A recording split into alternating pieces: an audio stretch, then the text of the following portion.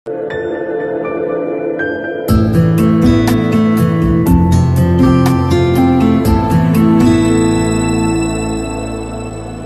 mga idol, please like, share and subscribe for more novel stories to uploads. Diyos ng Digmaan, JC Entertainment. Bago tayo magpatuloy, shoutout po sa inyong lahat mga idol, sa patuloy na pagsuporta sa ating YouTube channel. Maraming salamat po. Kabanata 1991. Gayunpaman, tinawag siya ni Noel bago siya lumabas ng pinto. Nabalitaan ko na malapit ka nang makakalaban ni Wesley sa arena ng postahan. Nagtaas ng kilay si Jack at ibinalik ang tingin kay Noel. Sigurado siyang hindi iyon sinasadya ni Noel bilang isang katanungan dahil halos lahat ng mga alagad doon ay alam ang tungkol dito.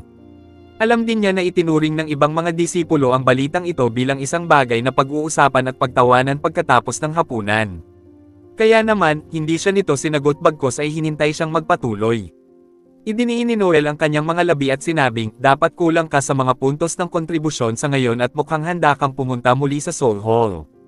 Tumango si Jack, walang duda tungkol dito. Kung pinapayagan ang mga kondisyon, handa pa siyang manatili doon ng isang buwan, mapahamak ang Soul Shockwave. Nararamdaman niya ang kanyang kapangyarihan na lumalakas ng unti-unti at kahit na hindi niya nakikita si Wesley bilang kanyang karibal, kailangan niyang maging maingat dahil hindi pa rin siya sapat na lakas para talunin siya.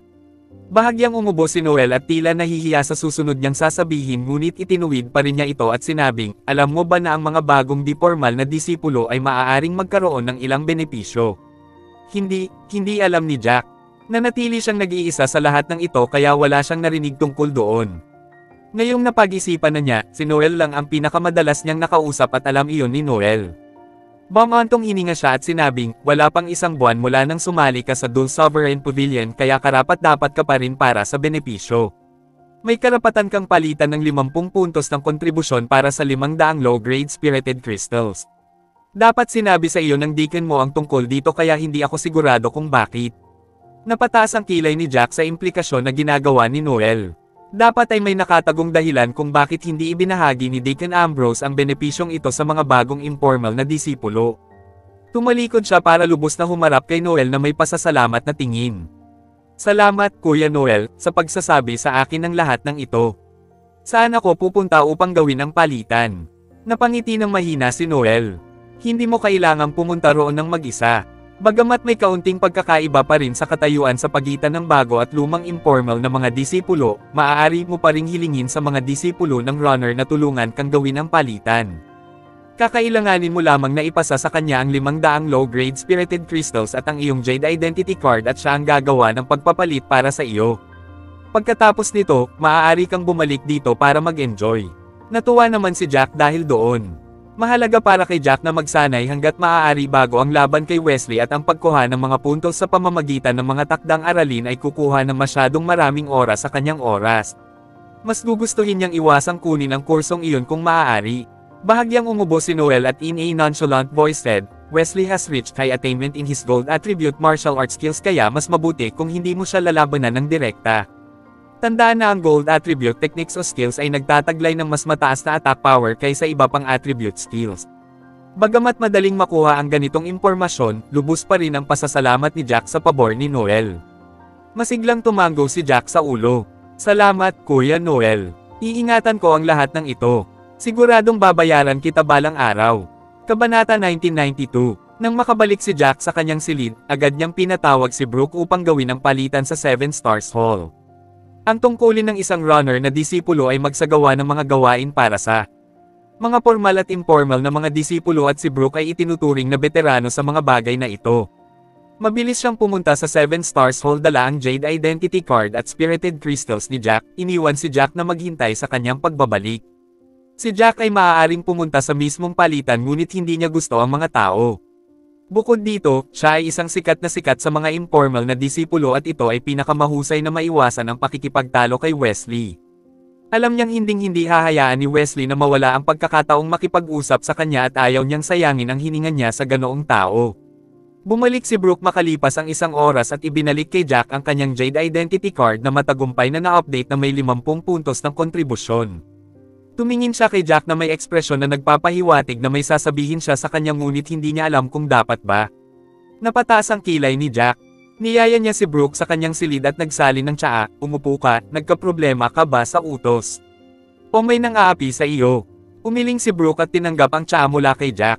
Hindi ako nabully. Maraming taon na akong nasa clan association, at kahit na mababa ang tingin ng mga formal at di-formal na mga disipulo sa amin ng mga runner disciples, hindi sila maglalakas loob na ay bully ang isang veterano na tulad ko. Kaya lang, naramdaman kong may mali noong ginagawa ko ang exchange. Isang bakas ng pag-uusisa ang bumungad sa mga mata ni Jack at kumaway siya para magpatuloy si Brooke. Bamantong hininga si Brooke at kumunat ang noo. Maraming beses na akong nakagawa ng ganitong uri ng palitan dahil ang lahat ng mga bagong informal na disipulo ay nagpapalit ng kanilang 500 low-grade spirited crystals para sa 50 puntos ng kontribusyon kinabukasan pagkatapos sumali sa Dul Sovereign Pavilion dahil hindi naman sila kulang sa spirited crystals para gawin ito. Ang lugar kung saan gagawin ang exchange ay sa 7 Stars Hall Submission Area at pamilyar ako sa Person in Charge Submission Area. Ang taong namamahala. Akala ko ba lahat ng mga pagsusumit ng assignment ay ang mga disipulo? Tanong ni Jack, upang matiyak na ang mga disipulo ay makakakuha ng mga puntos ng kontribusyon, ang Dul Sovereign ay nag-set up ng iba't ibang mga post para sa mga disipulo. Ang mga trabahong tulad nito ay karaniwang pinangangasiwaan ng isang formal o informal na alagad sa paghusga sa sinabi ni Brooke, ang taong namamahala sa pagsusumit ng assignment ay tila hindi isang alagad. Isang tingin sa ekspresyon ni Jack at alam na ni Brooke ang pinagkakaguluhan niya. Mahina siyang tumawa at sinabing, totoong ang 7 Stars Hall ay kabilang sa Dul Sovereign Pavilion at ang kahalagahan nito ay pangalawa lamang sa Martial Art Techniques at Martial Skills Hall. Sa makatuwid, ang mga post doon ay hindi karaniwang ibinibigay sa mga disipulo dahil sa takot na sila ay makalusot ng mga puntos. Kung tutuusin, ang mga kontribusyon na puntos sa pangkalahatan ay maaaring gumawa o masira ang mga posisyon na ito ng mga personal na tagapangasiwa dito. Ang bawat deacon ay may sariling menor de edad na kaitiwala ay mga dating disipulo din, ngunit ang kanilang antas ng paglilinang ay hindi pa umabot sa antas ng isang deacon kaya maaari lamang silang maging mga menor de edad na kaitiwala. Tumanggaw si Jack bilang pag-unawa. Hindi siya masyadong pamilyar sa mga administrator ng Dul Sovereign Pavilion. Alam niyang may mga matatanda bukod sa mga ulo. Pagkatapos ay hinati ang mga elder sa mga formal na elder at informal elder na may mga kwalifikasyon at kapangyarihan ng formal na elder na mas malakas kaysa sa mga informal na elder. Alam din niya na ang mga diakono ay may hawak na maraming mahahalagang posisyon at ang ilang mga bagay na walang kabuluhan ay inilagay sa kanilang jurisdiction. Gayunpaman, hindi kakayanin ng mga diakono ang lahat ng walang tulong ng mga menor de edad na kaitiwala at kahit na ang katayuan ng mga menor de edad na kaitiwala ay mas mababa ng kaunti kaysa sa mga alagad, sila pa rin ang namamahala. Kabanata 1993. Ang menor de edad na kaitiwala na namamahala sa pagsusumit ng assignment ay si Stuart Fleming at nagtatrabaho siya sa ilalim ng Deacon Ambrose. Agad siyang umiling nang mabalitaan niyang pumunta ako roon upang ipagpalit ang 500 low-grade spirited crystals para sa mga puntos ng kontribusyon. Sinabi niya na ang mga benepisyo ay hindi nalalapat para sa mga bagong informal na disipulo sa pagkakataong ito at ang kanyang ekspresyon ay bahagyang nawala nang sabihin iyon ni Brooke, sabi ni Brooke. Nagsalubong ang kilay ni Jack. Naalala niya ang sinabi ni Noel sa kanya noon at hindi pa rin niya mawari kung ano ang nangyayari. Marahil ay sinusubukan ni Noel na sabihin sa kanya na iba ang pakikitungo ng Dul Sovereign Pavilion sa batch na ito ng mga bagong informal na disipulo kaysa sa lahat ng nakaraang batch. Kasabay ng nangyari sa mga kontribusyon na puntos, sinabi ni Jack sa kanyang sarili na dapat siyang maging mas maingat mula ngayon. Baka pati ang mga administrador ay sadyang minamaliit ang kanilang bagong batch ng mga informal na alagad. Kung ganoon nga ang kaso, hindi katakatakang labis na minamaliit ng matatandang disipulo ang bagong pangkat ng mga informal na disipulong ito. Gayunpaman, hindi talaga inisip ni Jack na iyon ang nangyari. Pagkatapos ng lahat, ang Dul Sovereign Pavilion ay nirerango din bilang numero 1 asosasyon ng clan sa West Circe State. Ang ganitong uri ng pag-uugali ay masisimangot at lilikha ng sama ng loob sa mga bagong informal na disipulo. Itinuro ni Jack ang 50 puntos ng kontribusyon na idinagdag sa kanyang Jade Identity Card at nagtanong, paano mo nakuha ang mga puntong ito kung nakansela ang benepisyo ngayong taon? Maaari naming pasalamatan si Deacon Ambrose para dyan. Malapit na akong sumuko dahil pinilit talaga ni Stuart Fleming na kanselahin ang benepisyo. Gayunpaman, nakita ni Deacon ang iyong Jade Identity Card sa aking kamay nang malapit na akong umalis at tuwang-tuwang tinanong ako kung ano ang ginagawa ko doon. Ipinaliwanag ko sa kanya ang lahat at agad niyang pinagsabihan si Stuart Fleming dahil sa pagsasalita ng mga bagay na walang kabuluhan at iyon ay nakuha. Lalong lumalim ang mga linya sa noo ni Jack. Si Ambrose Adams ay nag-iwan ng magandang impresyon sa kanya. Ang dahilan kung bakit tinulungan ni Ambrose si Jack na paira ng kaunti ang mga gulong ay dahil tinulungan siya ni Jack kasama si Zeph at alam ng publiko na sila ay mga mortal na kaaway. Gayunpaman, kung talagang nakansela ang benepisyo, kung gayon ang ginawa ni Ambrose ay lumabag sa panuntunan at anumang bagay na gagawin sa mga puntos ng kontribusyon ay isang seryosong bagay. Hindi kailanman hayagang lalabag si Ambrose sa mga patakaran para lang matulungan si Jack. Bukod dito, sinabi niya na si Stuart Fleming ay nagsasalita ng walang kaparirikon, ibig sabihin ay hindi nakansela ang benepisyo. Dapat ay may dahilan kung bakit sinabi iyon ni Stuart Fleming. Sinusubukang gumawa ng mga ulo o buntot mula sa kabuuan. Nakakasakit ng ulo si Jack. Pakiramdam niya ay may namumuong makapal na pandikit sa kanyang utak. Ang buong bagay ay nagiging mas komplikado. No wonder sinabihan siya ni Noel na isantabi muna ang buong bagay kung hindi niya maisip, tutal, level up naman ang priority niya. Kaya naman, dala ang bagong nakuhang 50 kontribusyon na puntos sa kanyang card, muli siyang sumugod sa Soul Hall samantalang, gaya ng dati, si Noel ay natagpo ang nakaupo sa likod ng kanyang mahabang mesa na may patay. Natingin sa kanyang mukha. Bahagya siyang nabuhayan nang makita niya si Jack na papasok sa lugar. Gayon din, gaya ng dati, tinanong niya si Jack kung ilang araw niya gustong manatili doon na sinagot ni Jack sa pamamagitan ng pagtataas ng 5 daliri. Pagkatapos, inilagay niya ang kanyang Jade Identity card sa mesa. Napabuntong hininga si Noel at may mukha na puno ng paghanga ay nagsabi, "Hindi ko alam kung anong payo ang maibibigay ko sa isang master na tulad mo. Nakakainggit talaga ang iyong talento. Hindi mo maiisip kung gaano kagulat ang iba kung malaman nilang nakapasok ka sa antas ng ika-4 na array door ng kahirapan."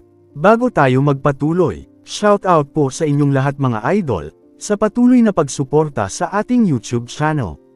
Maraming salamat po. Kabanata 1994. Tumawa ng mahina si Jack at sinabi sa malumanay na tono, "Sa palagay ko ay hindi ako master. Sa palagay ko ay maswerte lang ako pagdating sa paglilinang ng kasanayan sa katangian ng espiritu." Umiling si Noel at may kaunting lungkot sa mukha na para bang natama ng matinding suntok sa sinabi ni Jack. Iminuwestre niya ang pinto ng array ay gamit ang kanyang baba, iniwan siyang walang pag-aalinlangan na ayaw na niyang makausap si Jack. Muling tumawa ng mahina si Jack at pumasok sa pinto. Bago siya dumating, iniisip niya kung dapat ba niyang taasan ang antas ng kahirapan, ngunit pagkatapos ng maingat na pag-iisip tungkol dito, nagpasya siyang huwag na. May ilang paraan pa bago siya ganap na umangkop sa antas ng kahirapan sa 4 at kung padalos-dalos niyang itataas ang antas ng kahirapan, tiyak na madaragdagan ang kanyang pasanin. Ang labis na epekto mula sa Soul Shockwave ay hindi makakabuti sa kanya. Matapos ma-activate ang array, muling napuno ng Soul Shockwave ang silid. Pumikit si Jack at nagsagawa ng ilang hand seal gamit ang 2 kamay. 2 itim na Soul Sword ang agad na lumutang pataas at pababa sa kanyang mga kamay. Sa pagkakataong ito, ang layunin niya ay paikliin ang ikatlong Soul Sword sa loob ng 5 araw at subaybayan din ang oras sa loob ng kanyang puso sa halip na lubusang isawsaw ang sarili sa pagsasanay. Sa huling pagkakataon, wala siyang karanasan, at ang Soul Shockwave ay sumugod ng walang anumang babala. Sa kabutihang palad, sa oras na iyon, ang kanyang tunay na enerhiya at espiritu ng enerhiya ay naubos na at ngayon ay gumaling na siya. Ito ay tiyak na magdudulot ng isang malaking dagok kay Jack kung ang array ay biglang sarado sa panahon ng pinakakritikal na sandali ng tagumpay. Pagkatapos ng lahat, ang pagkakataon para sa mga pambihirang tagumpay ay hindi dumarating sa bawat oras.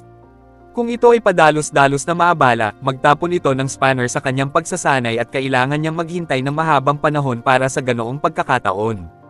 Lumipas ang mga minuto at segundo at ang ikatlong Soul Sword ay dahan-dahang tumigas at sa madaling araw sa ika-5 araw, sa wakas ay nakondense niya ang ikatlong Soul Sword.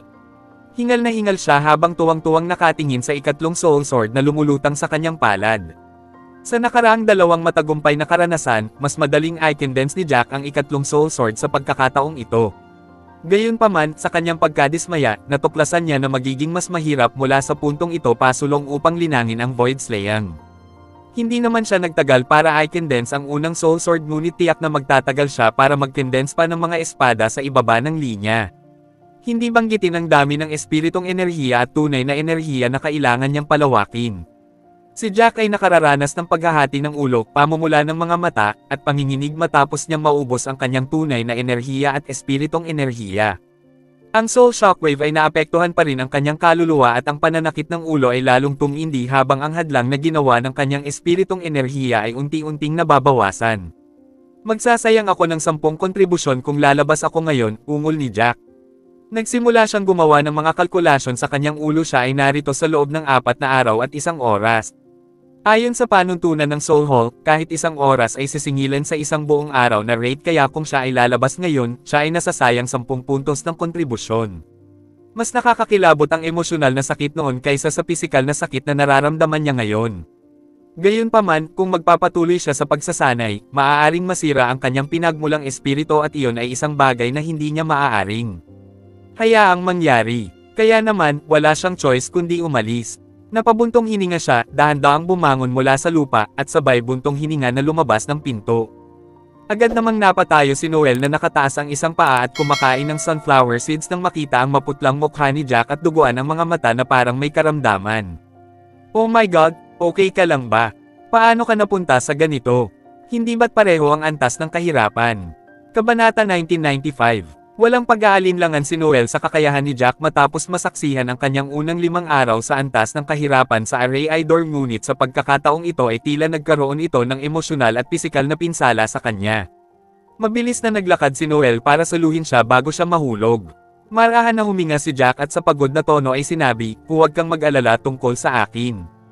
Hindi ako nasaktan. Naubos ko na ang aking espiritu at tunay na lakas." Nagtaas ng kilay si Noel at bahagyang idiniin ang meridian point ni Jack gamit ang kanyang daliri at gaya ng inaasahan niya, naubos na lahat ang totoong enerhiya sa loob ng meridian points ni Jack, at konting spirit energy na lang ang natitira. Lalo siyang nawalan ng malay. Ano kaya ang posibleng ginagawa mo sa loob para maubos ang lahat ng iyong tunay na lakas at espiritong enerhiya? Tanong ni Noel. Mahinang tumawa si Jack at sinabi sa kanya ang totoo. Nalampasan ko ang isang bottleneck. Iyon lang. Dahil dito, agad na nagtaas ng kilay si Noel. Dapat kong sabihin na pareho kayong mataas sa talento at lakas ng loob. Ang Soul Shockwave para sa Difficulty Level 4 sa Areidor ay sapat na para patayin ang sinuman, at gayunpaman ay nakalabas ka dito ng buhay pagkatapos na makalusot sa isang bottleneck. Kahit sino ay maingat na tumahak, ngunit tila hindi ka natatakot na ang Soul Shockwave ay makapinsala sa pinagmulan ng iyong kaluluwa. Sumagi nga sa isip ni Jack, ngunit sa sobrang intensyon niyang i-condensate ang ikatlong Soul Sword ay itinapon niya ito sa likod ng kanyang isip. Noon lang siya nakalabas, nakaramdam siya ng takot sa kanyang ginawa. May note siya sa sarili niya na hindi na niya dapat gawin iyon. Umiling si Noel. Ang kanyang pangunawa kay Jack ay nagsabi sa kanya na ang ilang mga payo ay magpapatalbog lamang kay Jack. Kalimutan mo na lang. Nag-aaksaya lang ako ng hininga dito, ngayon lang ako nakatanggap ng mga balita na baka interesado ka. Pupunta si Wesley sa Wager Battle Arena bukas at ang kalaban niya ay si Dale Woodward na nasa ika-143 na pwesto. Nang marinig ito ay napatuwid ng katawan si Jack at malamig na tumawa. Tila hindi siya tiningnan ni Wesley bilang isang karapat-dapat na kalaban. Kung hindi ay hindi siya makakasama sa isa pang labanan bago ang pakikipaglaban nila ni Jack. Salamat, Kuya Noel, napakalaking tulong mo sa akin nitong mga nakaraang araw, sabi ni Jack. Mapagpakumbaba na umiling si Noel at sinabing, walang balat sa likod ko. Ipinapasa ko lang ang nalalaman ko. Nag-usap pa sila ng kaunti bago bumalik si Jack sa kwarto niya. Ang kagandahan ng pagkakaroon ng isang tirahan sa sarili, walang makakaistorbo sa iyo at hindi na kailangang matakot na malantad ang lihim ng isang tao. Ang 10 araw ng pagsasanay ay naubos ang lahat ng kanyang lakas, kapwa espiritu at katotohanan, at hindi banggitin ang emosyonal na pinsala sa kanya. Nakatulog agad si Jack nang tumama ang ulo niya sa unan. Mula nang magsimula sa daan patungo sa paglilinang, hindi na siya nagkaroon ng pagkakataong makatulog sa isang tunay na kama at kinailangan niya magmuni-muni upang ipahinga ang kanyang katawan. Kaya naman, hindi na nakapagtataka na isang araw at isang gabi siyang natulog at pagkagising niya, tanghali na kinabukasan. Ang kanyang tunay na enerhiya at espiritong enerhiya ay ganap na. Na-charge, ngunit hindi niya ipinagpatuloy ang kanyang pagsasanay dahil alam niyang walang magdamag na tagumpay sa larangang ito at na siya ay papasok lamang sa isang dead end kung siya ay nalulubog ng husto sa pagsasanay. Si Nashwood ay isang bundle ng nerves mula nang malaman niya ang pakikipaglaban ni Jack kay Wesley, kaya natural lang nalalabas siya sa mustard seed ngayong may kaunting libreng oras si Jack sa kanyang mga kamay. Kabanata 1996. Tinapik ni Nash si Jack sa balikat at sa medyo masakit na tono ay sinabing, dapat kang magpahinga at magdahan-dahan. May 2 linggo pa, mababaliw ka kapag nagsasanay ka ng mahigpit. Tumanggaw si Jack at alam niyang nag-aalala lang sa kanya ang kanyang ama. Huwag kang mag-alala, ama. Alam ko kung ano ang ginagawa ko. Totoong si Wesley ay isang mabigat na kalaban ngunit hindi karapat-dapat na baligtarin ko ang aking likod. Siya ay nagbibigay lamang ng isang maliit na bahagi ng aking pagganyak para sa pagsasanay na ito ng husto. Ang aking pinakamalaking motivator ay ang maaari akong ipadala sa frontline kapag sumiklab ang digmaan. Makakatulog lang ako ng mapayapa. Pero hindi ko alam kung bakit ako nagpatuloy. Ang pakiramdam na ang Dulce Sovereign Pavilion ay nagpaplano ng isang bagay na hindi kapanipaniwala para sa amin, mga bagong informal na disipulo. Napakagandang dahilan ni Jack para maramdaman iyon, isa ang implikasyon ni Noel, at dalawa ang nangyari sa palitan ng kontribusyon. Bukod dito, alam na alam ni Jack ang kanyang posisyon na hindi makapagpabago ng anuman sa pavilion at dapat na mas tumutok sa paghahanap ng mga paraan upang maprotektahan ang kanyang sarili sa pamamagitan ng pag-level up upang siya ay maging karapat-dapat sa kanila. Tumango si Nash. Malinaw niyang alam na ang mga bagay ay hindi katulad noong sila ay nasa Daxia World. Maaring nasuportahan niya si Jack noon pero ngayong nalampasan na siya ni Jack sa kakayahan, hinahayaan na lang niya si Jack na gawin ang mga bagay sa sarili niyang paraan. Ang Wesley na iyon ay isang intermediate na yugto ng likas na antas na isang antas sa itaas mo. Sinaliksik ko ang pagkakaiba sa mga antas ng paglilinang at isang bagay na sigurado ako ay kahit na ang intermediate na yugto ng likas na antas ay isang antas lamang na mas mataas kaysa sa iyo, ang potency at reserba ng tunay na enerhiya ay higit sa doble sa iyo. Lalong nag-alala si Nash at mahinang umiling. Ang kanyang mga mata ay puno ng pag-aalala para kay Jack. Alam kong mayroon kang mga kristal na nakakakuha ng kaluluwa, na-absorb ang isang malaking halaga ng mga fragment ng kaluluwa ng mga nakatatanda, at hindi nagkukulang ng anumang mga diskarte o kasanayan sa martial art ngunit mayroon pa ring malawak na karagatang pagkakaiba sa kapangyarihan sa pagitan mo ni Wesley. Huwag mo siyang maliitin. Ako ay nag-aalala tungkol sa iyo mula nang malaman ko kung gaano kalakas ang mga mandirigma sa intermediate stage ng likas na antas. Bahagyang tumango si Jack. Napag-isipan na niya ang lahat ng ito dati ngunit wala siyang nakitang dapat ikabahala. Bukod sa pagtaas ng antas ng paglilinang ng isang tao, ano pa sa tingin mo ang maaaring magpapataas ng potency at reserba ng tunay na enerhiya ng isang tao? Hindi napigilan ng tanong nito si Nash. Natawa siya at sinabi sa maluwag na boses, akala mo ba ay hindi malalaman ng matandang ama mo ang sagot sa isang pangunahing tanong na tulad nito? Bakit kailangang ang sagot ay ang mga kasanayan na iyong nililinang? Kung mas mataas ang antas ng mga kasanayan na iyong nililinang, mas makapangyarihan at mas maraming reserba ang iyong magkakaroon ng tunay na enerhiya. Tumango si Jack at ngumiti. Tama, si Wesley ay maaaring isang antas na mas mataas kaysa sa akin ngunit nililinang namin ang iba't ibang mga diskarte. Kung gagawin ko, ang ugat na iyon, maaari pa akong lumabas na mas malakas kaysa sa kanya. Siyempre, naisip na ito ni Nash pero hindi pa rin maalis ang pag-aalala.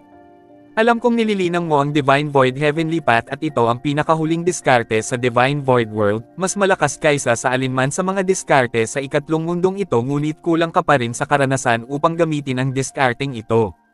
Kahit na may karanasan ka na sa mga nakatatanda, hindi pa rin ito naaalis ang katotohanan na nagsisimula ka sa kuro-kuro.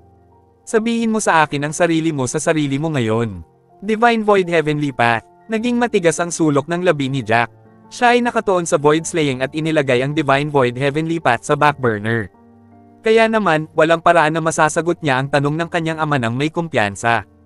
Hindi ko masasabi iyon ng may kumpiyansa ngunit gayunpaman, nahawakan ko ang ilan sa Divine Void Heavenly Path at sigurado ako na ang lakas ng aking tunay na enerhiya ay mas malakas kaysa sa isang average na manlalaban ng intermediate level ng likas na yugto. Bago tayo magpatuloy, shoutout po sa inyong lahat mga idol, sa patuloy na pagsuporta sa ating YouTube channel.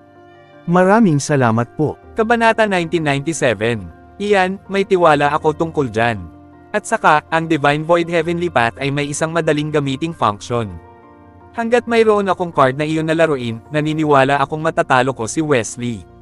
Napataas ang kilay ni Nash. Nawala ang kanyang kuryosidad. Anong klaseng function? Ang paglilinang sa banal na walang kabuluhang landas sa langit ay hindi lamang nagpapataas ng lakas at reserba ng aking tunay na enerhiya ngunit nagbibigay din ito sa akin ng paunang kaalaman sa mga batas ng kalawakan dahil ang landas mismo ay naglalaman ng mga batas ng kalawakan, mitigang paliwanag ni Jack.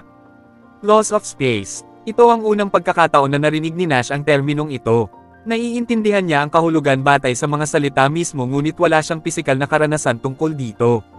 Humigop si Jack ng kanyang tsaa at sinabing, tulad ng nabanggit ko, paunang naiintindihan ko lang ito. Ipapakita ko sa iyo kung ano ang ibig kong sabihin kapag naintindihan ko na ito. Tumango si Nash, hindi pa rin kumbinsido na magiging okay si Jack sa pakikipaglaban kay Wesley. Bahagyang bamantong hininga siya at sinabing, alam kong mas alam mo ang iyong sariling mga lakas ngunit dapat kong sabihin ito, minsan ang pagkakaiba sa antas ng paglilinang ay hindi maitawid sa lahat.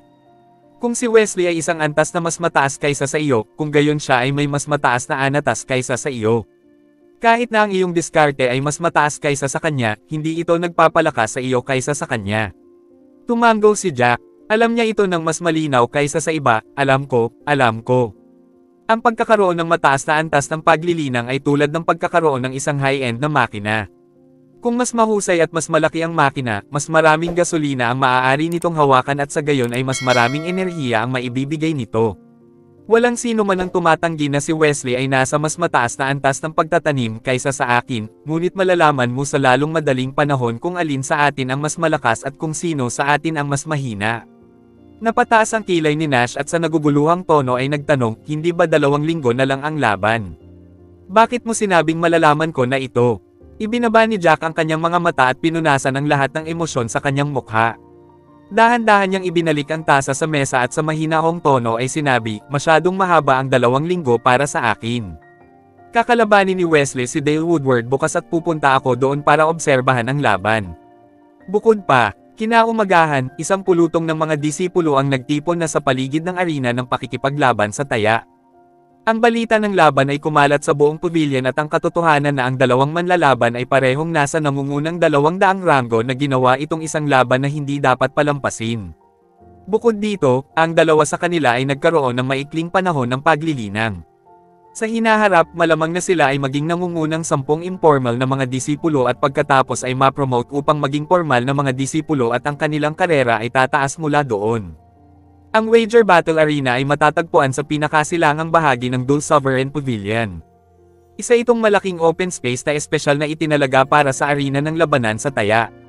Walang mga gusali doon bukod sa 7 malalaking battle platform na espesyal na itinayo na may mga porma sayon. Ang arena ng labanan sa taya ay nahahati sa 2 bahagi, ang isa ay ang 7 battle platform na matatagpuan sa gitna, at ang isa ay ang viewing platform na nakapalibot sa battle platform.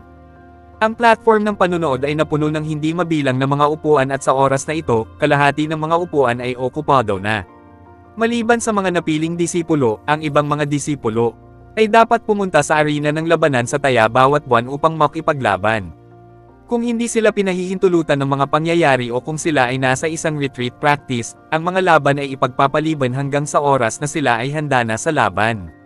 Ito ay isang garantiya na ang mga upuan ay puno kung mayroong anumang mga manlalaban mula sa pinakamataas na 300 rango o kung ang isang taong may katayuang celebrity ay lumalaban sa arena ng labanan sa taya.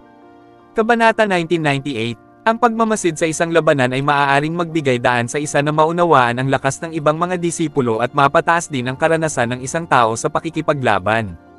Kahit na ang kasalukuyang rango ni Wesley ay 187 lamang, ang katotohanan na siya ay naging lamang doon sa maikling panahon at nagkaroon din ng suporta ni Elder Sayer na ginawa siyang isang celebrity. Tiyak na aakyat siya sa top 10 ranking nang wala sa oras. Maging ang mga informal na disipulo sa top 50 ranking ay walang kasing kasikatan kay Wesley dahil karamihan sa kanila ay nakarating sa kung saan sila sa pamamagitan ng mahabang oras ng pagsasanay at unti-unting nadagdagan ang kanilang lakas. Ang ginawa nila ay higit na tiyaga kaysa sa talento at si Wesley ay parehong sagana. Kaya naman, hindi nakapagtataka na ang pakikipaglaban niya kay Dale ay nakakuha ng atensyon ng maraming informal na disipulo. Si Wesley, bilang pangunahing tauhan ng kwento ngayon, ay nakaupo sa viewing platform na may mga sip-sip sa paligid niya. Ang mga sip-sip na ito ay gustong manalo sa mga puso ni Wesley, at ang kanilang mga salita ay tila pinahiran ng pulot habang sila ay nakasalansan ng mga papuri sa kanya. Si Wesley, syempre, ay nag-e-enjoy. Nakaupo siya na nakapikit ang mga mata at bahagyang kulot ng kanyang mga labi habang sila ay nagbubunten sa mga papuri sa kanya. Ang lalaking may tatsulok na mata ay isa sa mga sip-sip kay Wesley ay Bamulong. Bagaman malakas si Brother Dale, walang halaga ang kanyang talento kumpara sa iyo. Ang iyong talento kung ilalagay sa Dul Sovereign Pavilion, hindi, kahit na sa lahat ng iba pang third-graded clan associations, ay lalabas sa tuktok sa lahat ng iba pang informal na mga disipulo. Sigurado akong si Elder Sayer ay tiyak na i-recruit ka ni Elder Sayer bilang kanyang napiling disipulo at tiyak na tataas ka sa antas. Oo. Kahit ang top 10 informal disciples dito ay tumanggo-tango bilang pagkilala sa iyong mga talento. Tiyak na ikaw ang mananalo sa laban ngayon at sa lalong madaling panahon, baka makalaban mo pa ang top 50 informal disciples. Tapos, one-way street na para maging formal disciple ka. Napataas ang kilay ni Wesley. Sa panlabas, tumanggi siyang magbigay ng komento sa lahat ng mga papuri ngunit sa kanyang puso, tinanggap niya ng buo ang mga salita nito. Ni minsan ay hindi niya naisip na ang kanyang talento ay mas mababa sa iba.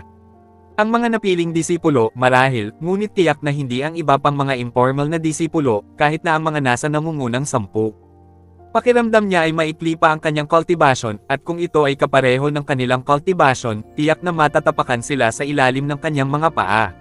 Nang malapit nang marating ang sukdulan ng pagsuyo, sila ay bigla nakarinig ng sunod-sunod na mahinang bulalas na dahilan upang mapatingin si Wesley at ang iba pa sa direksyon ng dahilan, at nakita lamang nila ang ilang nakadilat na informal na mga disipulo na nakikipag-usap sa isa't isa sa nasasabik na boses. Oh my God, hindi ako makapaniwala na nandito si Brother Duncan. Talagang nakalabas na siya sa kanyang meditation retreat.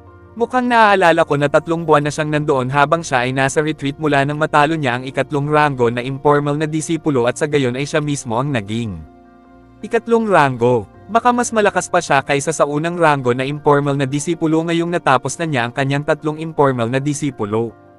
Oo, tiyak na hahamunin niya ang mga formal na disipulo pagkatapos maging numero 1 informal na disipulo.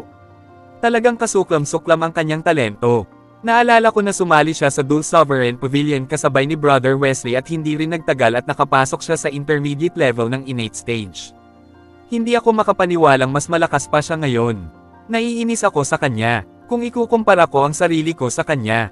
Ang mga salitang ito ay dumaloy sa tenga ni Wesley at naramdaman niyang parang nakatanggap siya ng isang sampal sa mukha na bumasag sa lahat ng dati niyang kasiyahan sa pagsuyo. Kung kailangan niyang piliin kung sino ang kanyang pinakamalaking karibal sa buhay na ito, kung gayon ay walang alinlangan na ito ay si Duncan Pierpoint. Sumali siya sa Dulce Sovereign Pavilion kasabay ng Duncan Pierpoint at noon pa man ay palagi niyang pinipigilan. Nakatingin lang siya ng buong sigasig habang nilalagpasan siya ni Duncan ng panapanahon. Ang pag-iisip na si Duncan ay naging 2 ranggo at lumakas pagkatapos ng kanyang pag-urong sa pagninilay-nilay ang nagpaikot sa kanyang puso sa galit. Kabanata 1999. Hindi iyon ang pinakamahirap tanggapin. Ang pinakamahirap tanggapin ay ang paraan ng pagkukumpara sa kanya ng ibang tao kay Duncan at kasama niya na laging lumalabas ang pinakamasama sa kanilang dalawa. Ilang sandali lang ang nakalipas, naramdaman niya ang kanyang talento na medyo mababa lang ng kaunti sa mga piniling alagad ngunit ngayon ay nabasag na ang ilusyon na iyon sa pagdating ni Duncan. Kahit gaano pa siya kahusay, walang paraan para kumbansihin ang kanyang sarili na mas mahusay siya kaysa kay Duncan dahil ang pag-iral ni Duncan ay parang araw na naglaho sa lahat ng iba pang bituin sa kanyang makapangyarihang liwanag. Ang lalaking may tatsulok na mata ang pinakamagaling sa pagsipsip.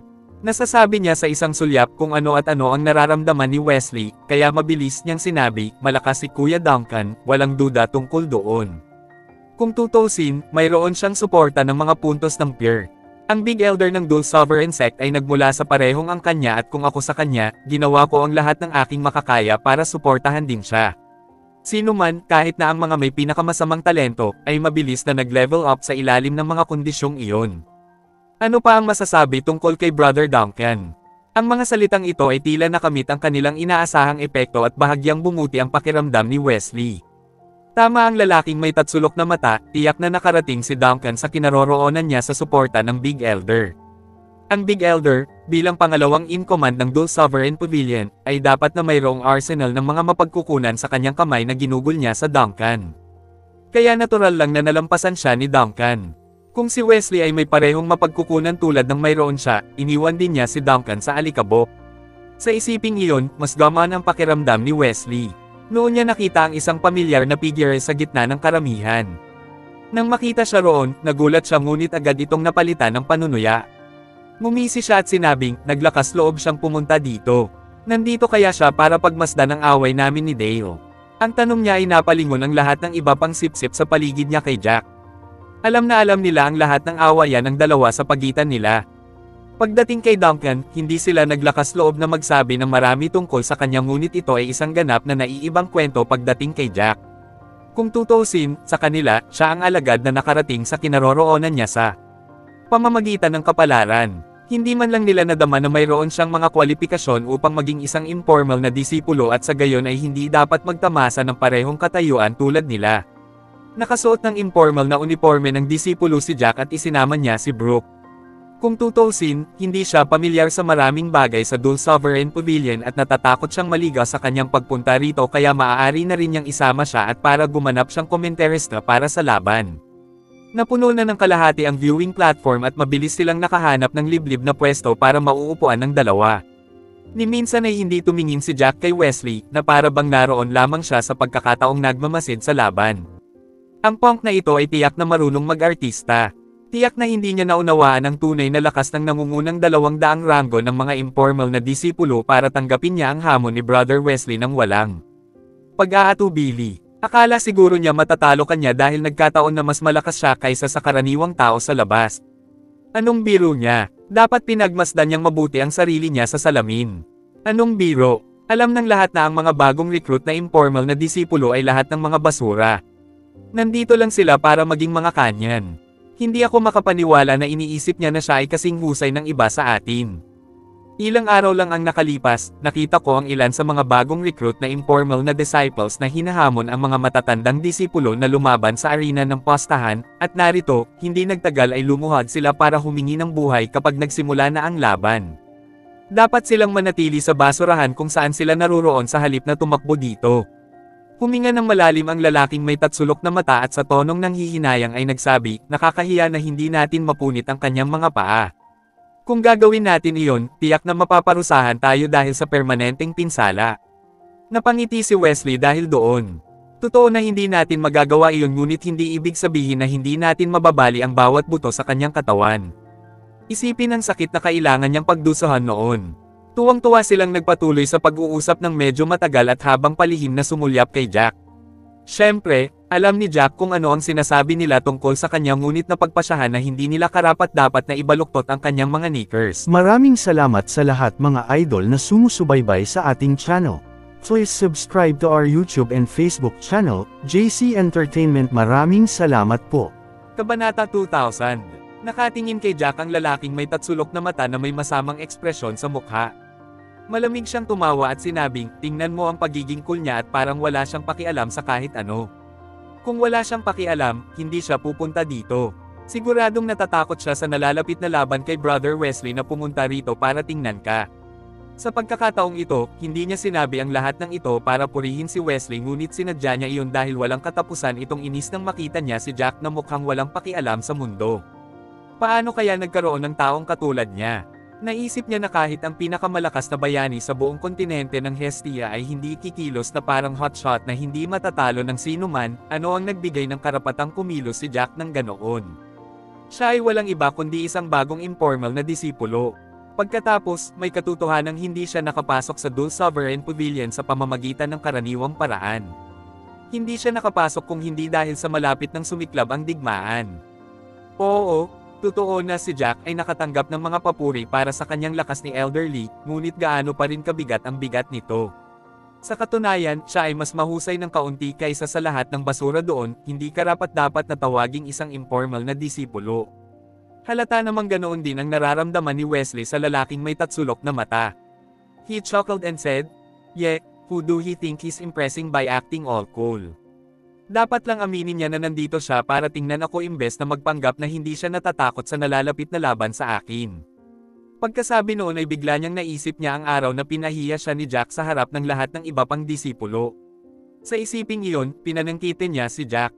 Bagamat may panuntunan na nagsasabing ang mga manlalaban ay hindi maaaring magdulot ng permanenteng pinsala o kamatayan sa kanilang mga kalaban, hindi iyon nangangahulugan na hindi niya matatalo si Jack hanggang sa hindi siya makabangon sa kama sa loob ng ilang buwan. Binalaan ko na siya dati na balang araw babayaran ko siya. Tumango ang lalaking may tatsulok na mata. Inaasahan niya ang araw na bugbugin ni Wesley si Jack sa isang poolpol na hindi man lang siya makilala ng sarili niyang ina. Nararapat niya iyon sa paghahambing sa kanya sa isang walang kwenta, walang kulturang hayop. Sa totoo lang, wala siyang pakialam kung mamatay si Jack ngayon. Napakabastos niya noong araw na iyon. Nandoon kaming lahat at nakita kung paano siya kumilos. Hindi siya dapat patawarin ng ganoon kadali. Kailangan natin siyang turuan ng leksyon na ang Dulce Sovereign Pavilion ay hindi isang lugar para kumilos siya ng napakayabang. Sabi ng lalaking may tatsulok na mata. Nakisabay naman agad ang iba sa pang-aalipuste kay Jack. Oo, kailangang ipakita sa kanya ang kanyang lugar. Sa tingin ba niya ay kaya niyang kumilos ng cool sa harap natin dahil lang sa mas magaling siya ng kaunti kaysa sa lahat ng bagong recruit na informal na disipulo? Please subscribe and hit the notification bell for more novel stories. JC Entertainment.